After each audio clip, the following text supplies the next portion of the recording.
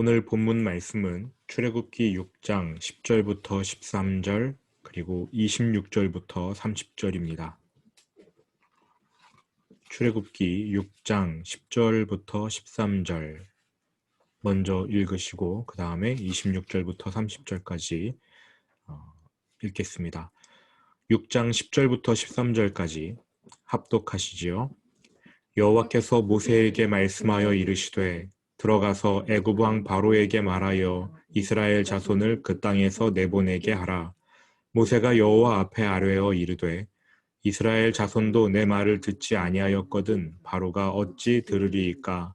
나는 입이 둔한 자니이다. 여호와께서 모세와 아론에게 말씀하사 그들로 이스라엘 자손과 애굽 왕 바로에게 명령을 전하고 이스라엘 자손을 애굽 땅에서 인도하여 내게 하시니라. 26절부터 30절입니다. 이스라엘 자손을 그들의 군대대로 애굽 땅에서 인도하라 하신 여호와의 명령을 받은 자는 이 아론과 모세요. 애굽 왕 바로에게 이스라엘 자손을 애굽에서 내보내라 말한 사람도 이 모세와 아론이었더라. 여호와께서 애굽 땅에서 모세에게 말씀하시던 날에 여호와께서 모세에게 말씀하여 이르시되 나는 여호와라. 내가 네게 이르는 바를 너는 애굽 왕 바로에게 다 말하라. 모세가 여호와 앞에서 아뢰되 나는 입이 둔한 자이오니 바로가 어찌 나의 말을 들으리까. 아멘. 어제 우리는 성경 전체를 관통하는 단 하나의 언약, 나는 너희의 하나님이 되고 너희는 내 백성이 되리라. 이 언약을 살펴보았지요. 하나님께서는 모세뿐 아니라 이스라엘 모든 백성에게 내가 너희의 하나님이다. 너희는 내 백성이다. 내가 너희를 사랑한다. 이렇게 말씀하셨습니다.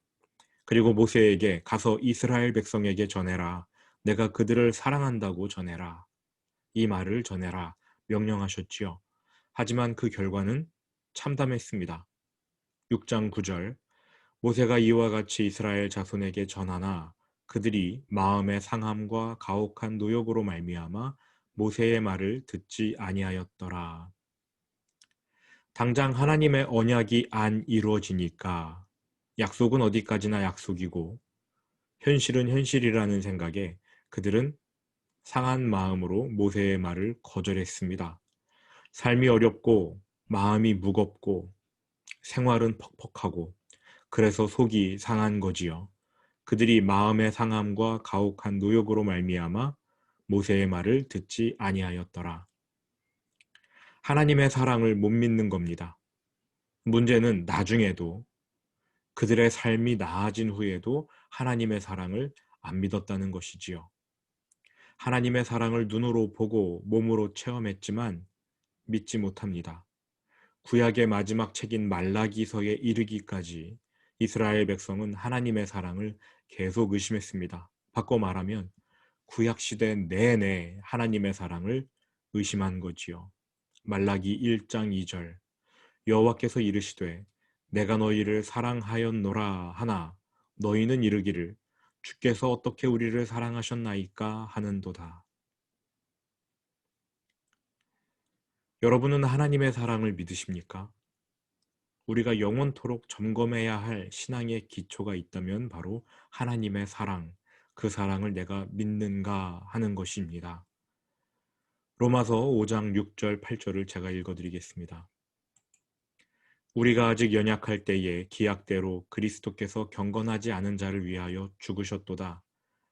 의인을 위하여 죽는 자가 쉽지 않고 선인을 위하여 용감히 죽는 자가 혹 있거니와 우리가 아직 죄인 되었을 때에 그리스도께서 우리를 위하여 죽으심으로 하나님께서 우리에 대한 자기의 사랑을 확증하셨느니라. 하나님의 사랑을 확증하셨대요. 하나님이 우리를 사랑하신다는 사실이 확실히 증명되었답니다. 관건은 우리가 이것을 믿느냐 안 믿느냐라는 것입니다. 하나님의 사랑을 믿는 믿음이 흔들리지 않기를 축원드립니다. 다시 한번 출애굽기 6장 9절을 보겠습니다.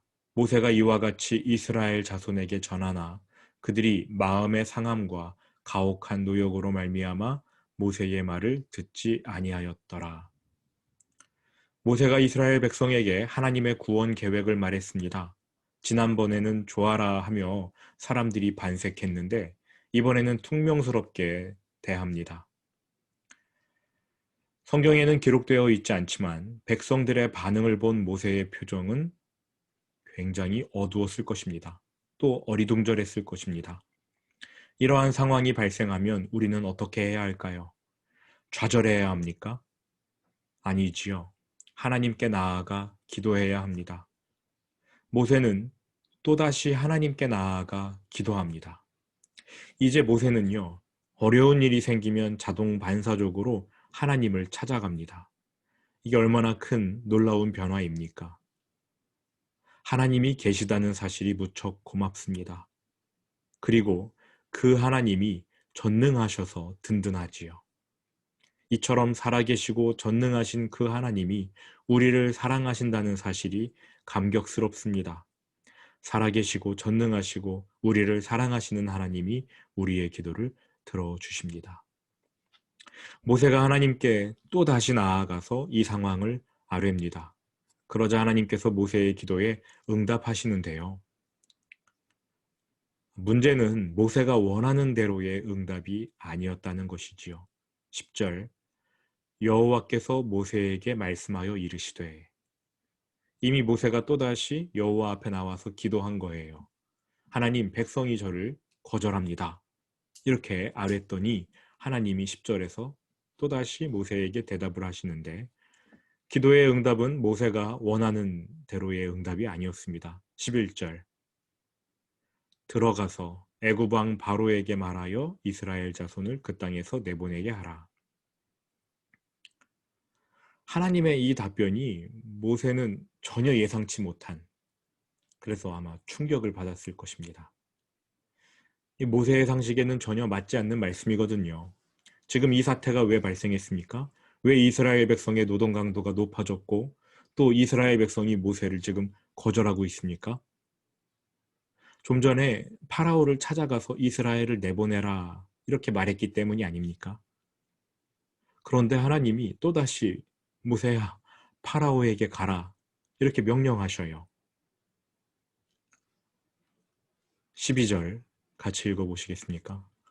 모세가 여호와 앞에 아뢰어 이르되 이스라엘 자손도 내 말을 듣지 아니하였거든 바로가 어찌 들으리이까 나는 입이 둔한 자니이다. 모세가 이같이 대답한 거요. 지극히 당연하지요.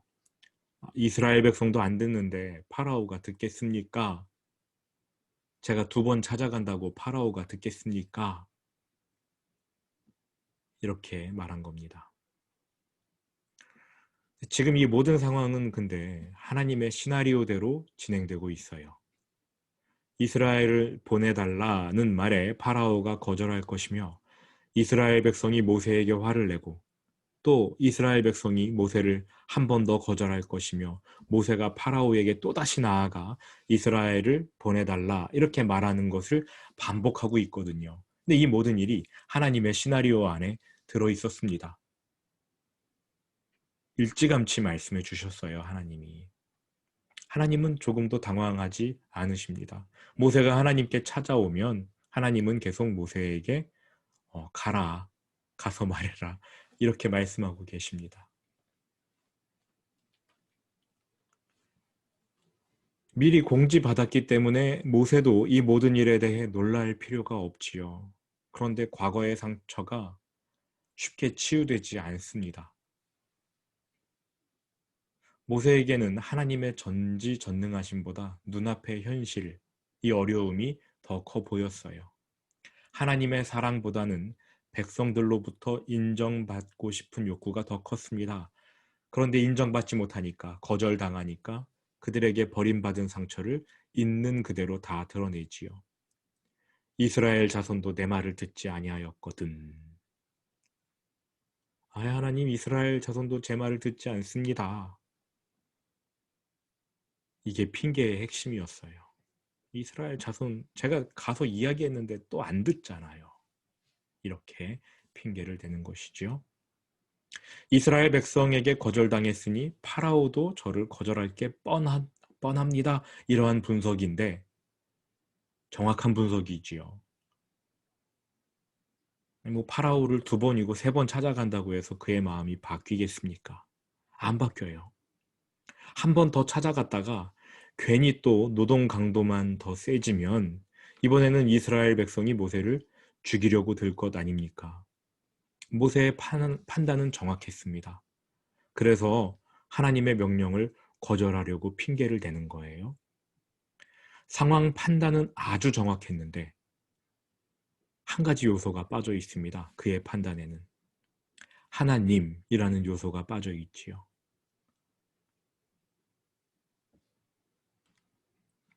훗날 가나안 입성을 앞두고 12명의 대표가 40일간 정탐을 하고 돌아옵니다. 10명의 판단은 아주 정확했습니다. 가나안 땅에는 거인들이 살고 있으니 우리가 싸웠다가는 100% 진다. 그들에게 비하면 우리는 메뚜기와 같다. 정확한 상황 판단이었지요. 그런데 그들의 판단에는 한 가지 요소가 빠져 있습니다. 하나님이라는 요소가 빠져 있어요. 지금 모세가 내린 상황 판단도 정확합니다. 이스라엘 백성도 듣지 않는데 파라오가 내 말을 듣겠습니까? 안 듣지요. 그러나 모세가 내린 이 결론에는 한 가지 요소가 빠져 있습니다. 하나님. 그 요소가 빠져 있어요. 하나님은 파라오가 거절할 것을 미리 알고 계셨습니다. 파라오가 모세의 말을 안 들을 거를 뻔히 알면서도 모세를 그에게 보내십니다. 이유는요. 파라오를 심판할 근거를 얻기 위해서입니다. 파라오야, 내가 2번이나 내 백성을 보내라고 명령했는데 너가 안 들었지? 앞으로 내가 너에게 엄청난 재앙을 내릴 텐데 너 할 말이 없을 거야. 나는 충분히 기회를 줬어. 하나님은 이러한 차원으로 모세를 보내시거든요. 하나님이라는 요소를 빼버리면 내 백성을 보내라는 말은 파라오에게 찌질하게 매달리는 말이 되겠지만 하나님이라는 요소를 첨가하면 내 백성을 보내라는 말은 심판의 근거가 되는 거예요. 하나님이라는 요소를 빼면 파라오에게 요청하고 부탁하고 징징대며 간구하는 말이 되겠지만 하나님이라는 요소를 넣으면 파라오를 향한 심판의 메시지가 되는 겁니다. 내 백성을 보내라. 안타깝게도 모세는 자신이 세운 공식 속에 하나님을 넣지 못했어요. 하나님은 모세를 심판관으로 파라오에게 보내시는데 모세는 두려워서 가지를 못하는 겁니다. 그러니까 모세 자신은 파라오를 심판하는 심판자 신분인데도 불구하고 천하에 자기가 찌질한 사람인 양 생각하는 거예요. 아, 파라오가 거절하는데 왜 내가 가서 계속 구걸해야 하지? 이렇게 엉뚱하게 생각하는 거지요. 하나님은 모세를 심판자로 보내십니다. 모세는 판결봉을 들고 가서 너 사형이야. 파라오에게 이렇게 언도하는 재판장인데 모세 스스로가 거울을 바라보며 아, 나 이거 피고에게 잘 보여야 하는데 피고인이 나를 거절하면 어떡하지? 하고 겁을 먹고 있어요. 이처럼 우리의 공식 속에 하나님을 넣지 못하면 모세처럼 공식 속에 하나님을 넣지 못하면 우리도 천하의 찌질한 사람이 됩니다. 여러분은요, 세상을 향해 구걸하는 사람이 아닙니다. 천지의 주제이신 하나님을 내 아버지, 내 하나님으로 모시며 이 땅을 살아가는 사람들이에요. 이 땅을 넉넉히 당당하게 살아가야 할 사람들입니다. 고린도전서 6장 2절 한번 펴보시지요. 고린도전서 6장 2절. 여러분이 어떠한 사람들인지 사도 바울이 뭐라고 말하는지 한번 들어보시기 바랍니다. 고린도전서 6장 2절. 같이 읽어보시겠습니까? 성도가 세상을 판단할 것을 너희가 알지 못하느냐? 세상도 너희에게 판단을 받겠거든 지극히 작은 일 판단하기를 감당하지 못하겠느냐? 성도는 세상을 판단할 사람이래요. 여러분은 세상을 심판할 재판관입니다.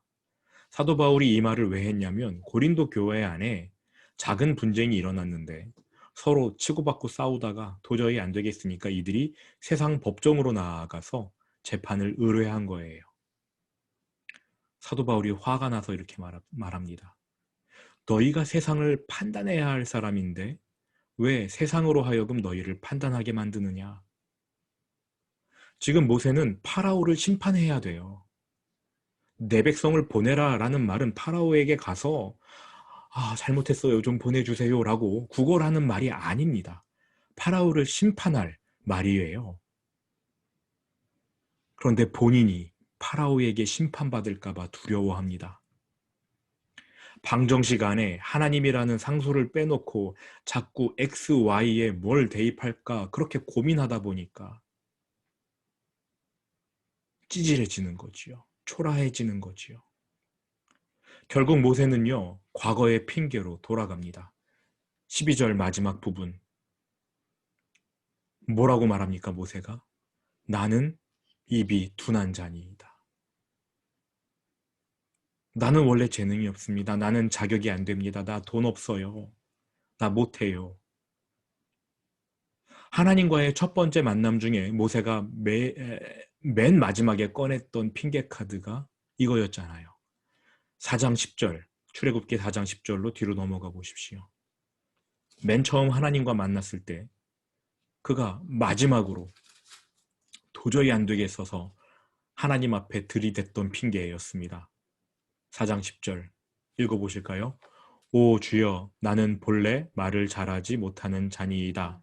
주께서 주의 종에게 명령하신 후에도 역시 그러하니 나는 입이 뻣뻣하고 혀가 둔한 자니이다.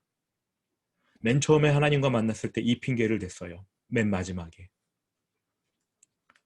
그러나 하나님께서 설득하시자 겨우 용기를 내어서 파라오를 만납니다.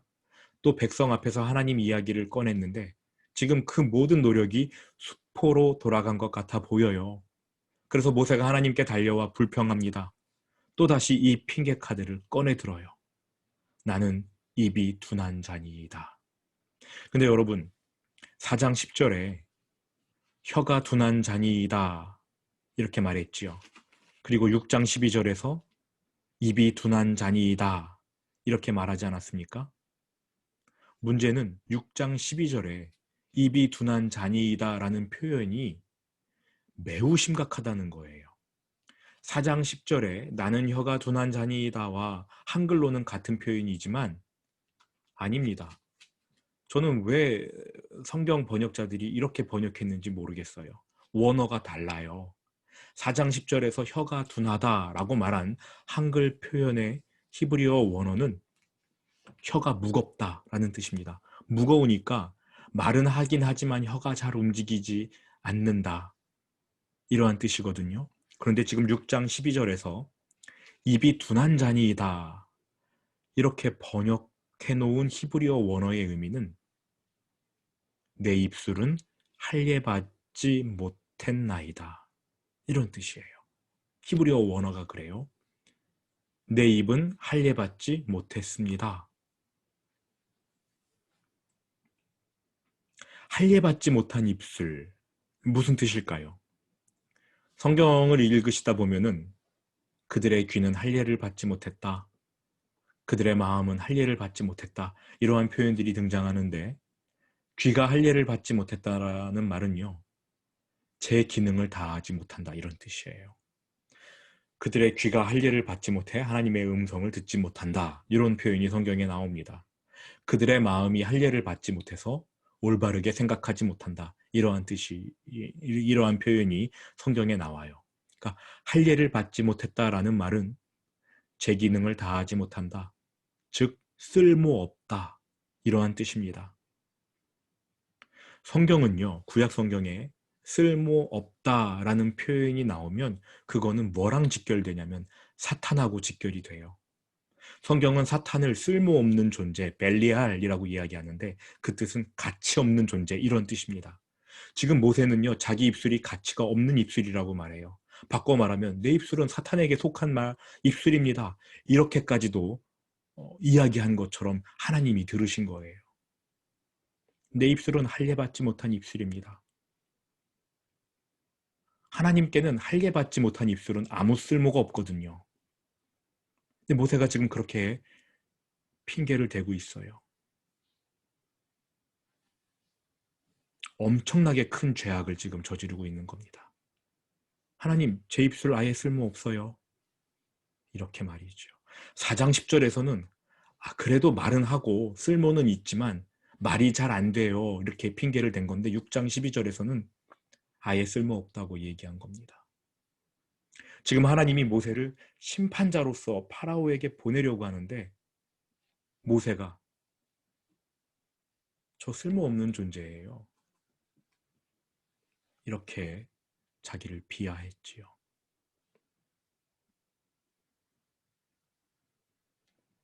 하나님이라는 요소를 빼먹어 버렸어요. 그랬더니 그 삶이 아예 나락으로, 잠깐의 순간이지만 그냥 나락으로 내동댕이 쳐져 버렸습니다. 결국 이번에도 하나님은 어쩔 수 없이 중재안을 내놓으셔요. 아론. 지난번에도 하나님의 중재안은 아론이었잖아요. 하나님께서 지금 모세에게 한 번 더 기회를 주신 거거든요. 내가 너를 심판자로 보낼 것이다. 그런데 모세가 그 기회를 날려버렸습니다. 나는 입이 둔한 자니이다. 내 입술에 할례를 받지 못했습니다. 내 입술은 제 기능을 못합니다. 나는 쓸모없습니다. 이렇게 핑계를 대자 하나님께서 그래 알았다. 말 잘하는 아론하고 같이 가라. 이렇게 말씀하십니다. 13절 여호와께서 모세와 아론에게 말씀하사 그들로 이스라엘 자손과 애굽 왕 바로에게 명령을 전하고 이스라엘 자손을 애굽 땅에서 인도하여 내게 하시니라. 방정 시간에 하나님을 상수로 두어야 X도 풀리고 Y값도 나오는데 하나님을 배제해버리니까 자꾸만 X값은 나의 무능력이 되고 Y값은 나의 자격 없음 이렇게 나오는 거예요. 세상을 호령하고 심판해야 할 성도의 기계 사라져 버립니다. 성도고 교회고 전부 세상 법칙과 원칙에 고개를 숙여버리지요. 그러나 하나님이 모세를 포기하지 않으십니다. 하나님이 마지막으로 한 번 더 모세를 설득하셔요. 6장 29절 같이 읽어보시지요. 나는 여호와라. 내가 네게 이르는 바를 너는 이집트 왕 바로에게 다 말하라. 모세야, 너가 해라. 너가 재판관이고 심판자라는 사실을 잊지 마라. 너가 가라. 그러나 하나님이 여호와이셔도 전능하신 엘샤다이이셔도 그 여호와가 하나님과 모세와 함께 하셔도 별 소용이 없습니다. 그냥 두려우니까요. 모세의 마음에 하나님의 말씀이 또 와닿지 않아요.